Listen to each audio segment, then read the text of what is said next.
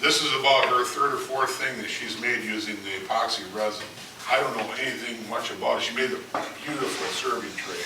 She just put, you talk about putting pieces of wood together like this. She'd cut them this way, lay it down, and run through a surface planer, and she had a box that she used. Just a beautiful, beautiful serving tray. With pencils? Does she make her box, or does she use a mold? I think she used a mold, because it was restricted to size. Okay. Because I helped her cut, and fit the wood in there.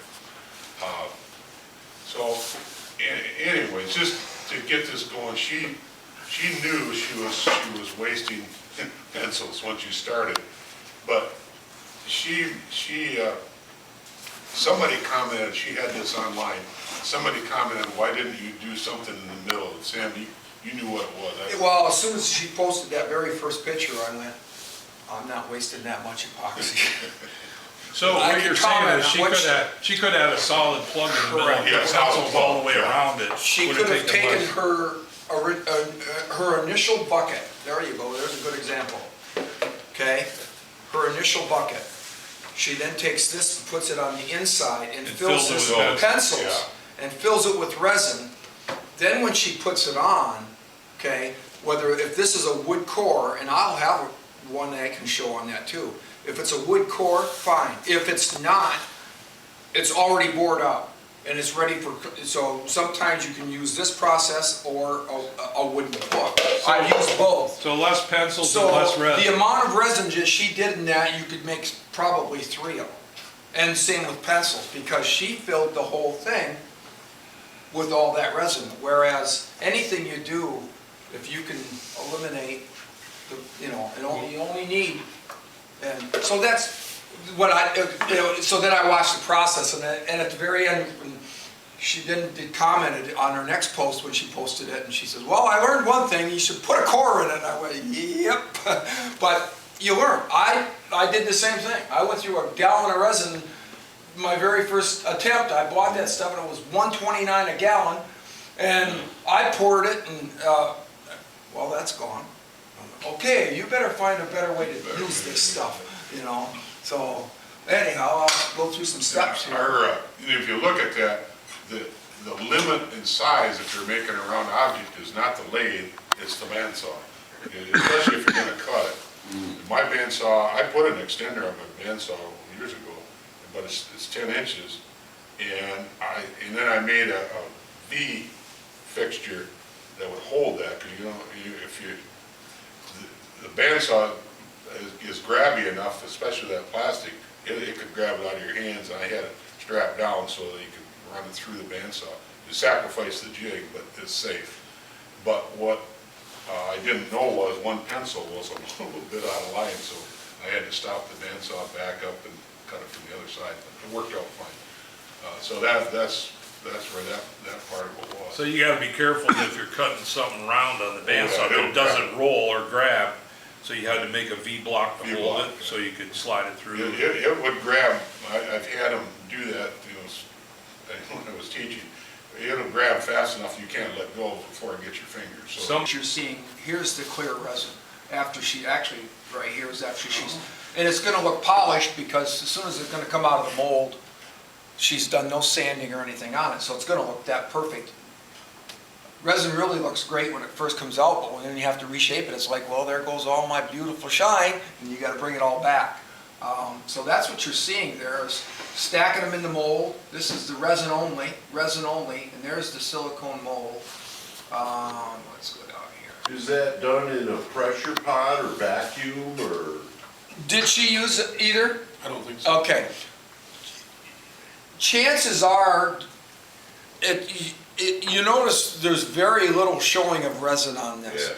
Okay, if she's stirring it and even lets it, did she let it settle at all before she poured, or did she just stir and pour? When you stir it, it's like anything else. It's going to stir and be full of bubbles. If you're doing a piece that is half wood and half resin, you have lots of two options: vacuum pressure or vacuum or pressure pot. A vacuum, by taking a stirred bucket of foamy resin You can put it in it, turn it under vacuum, and it will suck all the air out. It'll foam up, settle it down, foam up, settle it down until it's pure resin. Now when you pour it into your pencils, you can just let it set if you want. Okay, you don't need a pressure Or pump. you just the resin in a vacuum. You put the resin Instead of first. the entire If you're not in this case, because very little resin is even shown here. There's a spot right there.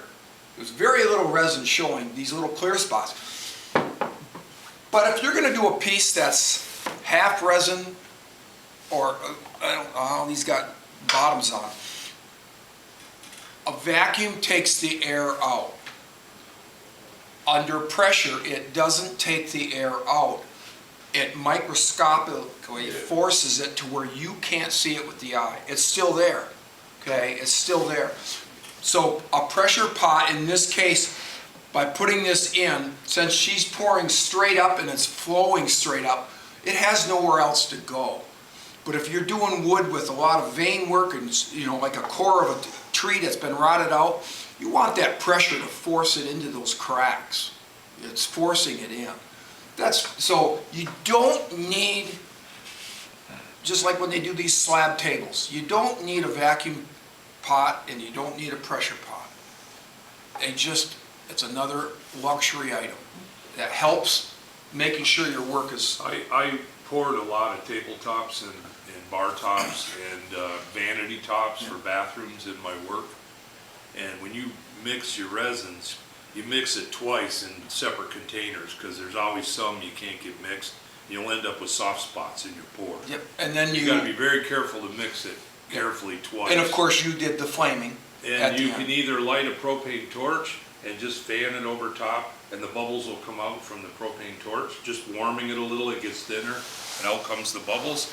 But believe it or not, you can just turn the torch on and not light it. There's something about butane or propane in the cylinder You just pop it in that the air. does the same thing. You just turn it on and don't light it, just fan it around and the bubbles come right out. Yeah, well, basically you can do the same thing with an air compressor. Yeah, It's not as much that, the heat will make the bubbles, it'll warm it and make the bubbles rise. Right, yeah. What you're doing after is only risen bubbles. And then it's just a matter of going Yeah. and blowing on them to have them go away. And almost always you pour and it goes over the edge and drips on the floor. So you put down plastic because there's little icicles on the bottom edge of the pour and you got to grind or sand those off. And I've not found a way to not have that happen, unless you had a form or something, Jim?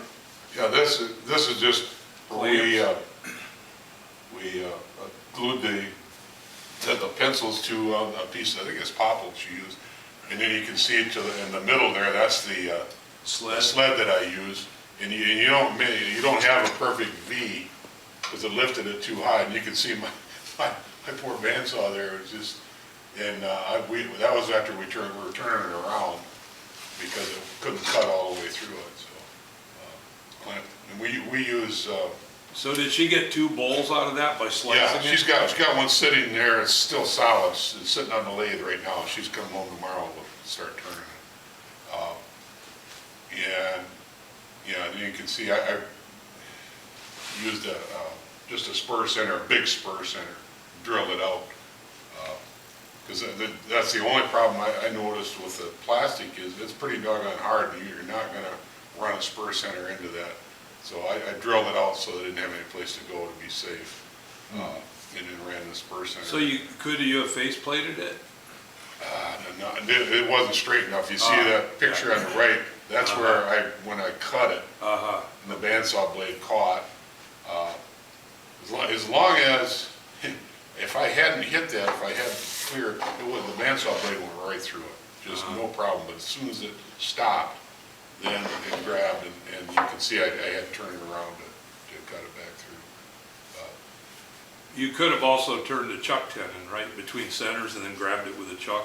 Yeah, well, that's what she's gonna do. Oh, okay. She likes to, I've got her trained, we like to use the chuck rather than between centers. This is the process, that's her process of getting down to where she can grab it with a chuck.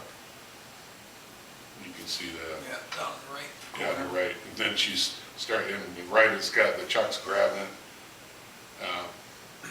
Go ahead, and there's. So again, on the pencil, she's gotta go from large diameter towards small diameter, right, yeah, to right. cut Well, downhill on She the pencil. she tried that first, she said, you know what, I think I'm making a mistake, I'm going uphill. I said, you're making a big mistake, turn around. And she caught on right away. Going downhill. Right here is where, if you try pencils, and we had no idea, she had no idea, when she got to the point, let's say in the bottom where she might want to try and sand, if you sand pencils, it turns gummy, and you get a black mess on the whole thing, and you cannot sand it out. It's there, so you have to cut it again completely, and so, and you have to cut. And she bought an Ellsworth to copy what I had. She bought an Ellsworth gouge. She's got all the things that go with it to get it perfect. And she's really good with her gouge. That's the only thing that's touched this bowl is an Ellsworth gouge. There's no scrapers. Well, we tried. She said, "What if I tried a scraper? You see that part in the middle?" She wanted to scrape that. I said, "Try it," and put a scraper on it, and it just smeared that stuff all over. So she had to go. And this is, if you see how narrow that is, she ran a gouge all the way to the bottom and all the way back out.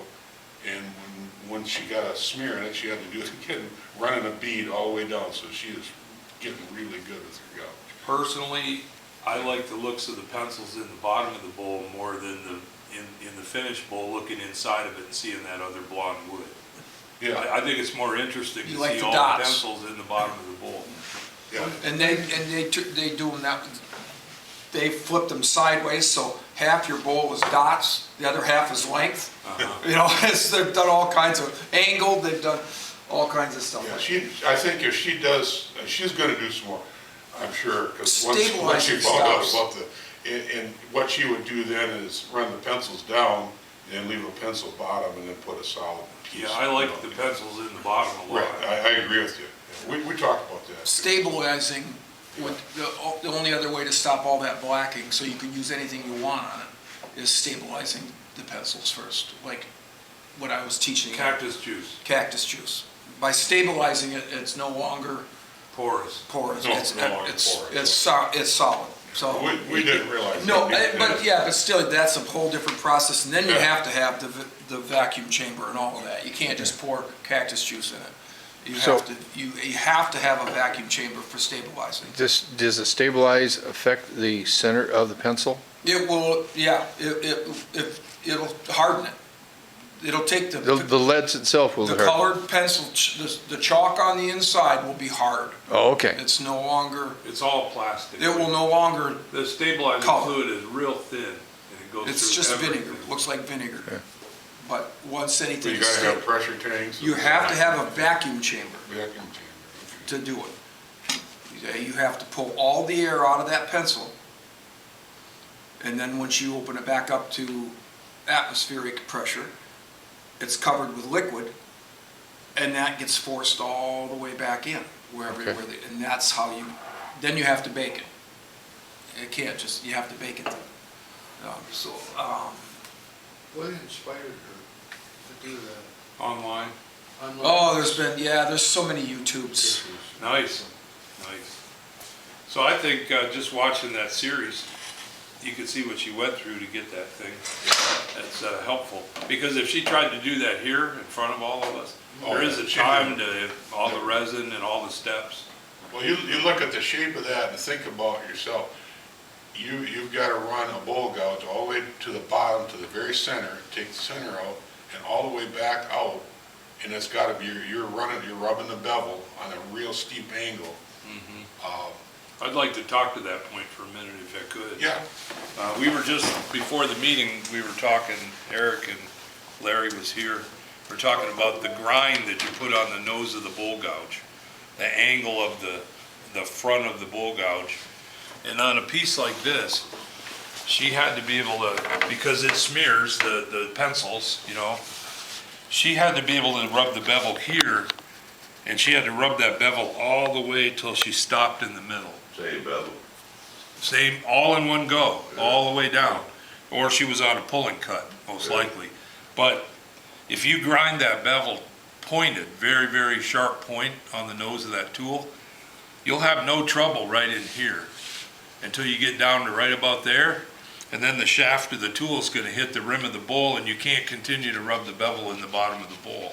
So a blunt grind, the tool handle's way over here, but as you get down into the bottom, the tool handle is capable of rubbing the bevel all the way to the middle without hitting the rim of the bowl. So the angle of the grind really lets you. She uses, because I Down had in one, there. she bought her own, but she uses the Ellsworth, has that tool. Right in this area, which I don't know if I could draw it accurately enough. But let's say you're rubbing the bevel as you're going down through here. When you get the tool down in here somewhere, you might hit the rim of the bowl to have that bevel to continue to rub. That handle's coming this way as you work your way to the bottom of the bowl. So if you have a blunt enough grind on the tool, a grind like, let's say that, on your bowl gouge, you might be able to start cutting here and end up cutting all the way to the very middle. But if your grind is too long, you're gonna reach a point where you get about right here somewhere and the tool hits the side of the bowl and you're only right here, you haven't finished the cut yet. Yeah. So that nose angle, if it's too pointed, you're not gonna be able to go all the way. You'll stop right about there and you'll be hitting. And that's depth specific. It's just the nose angle on that bowl gouge, how pointed it is. If it's blunt enough, you can do the whole thing. But if it's too pointed,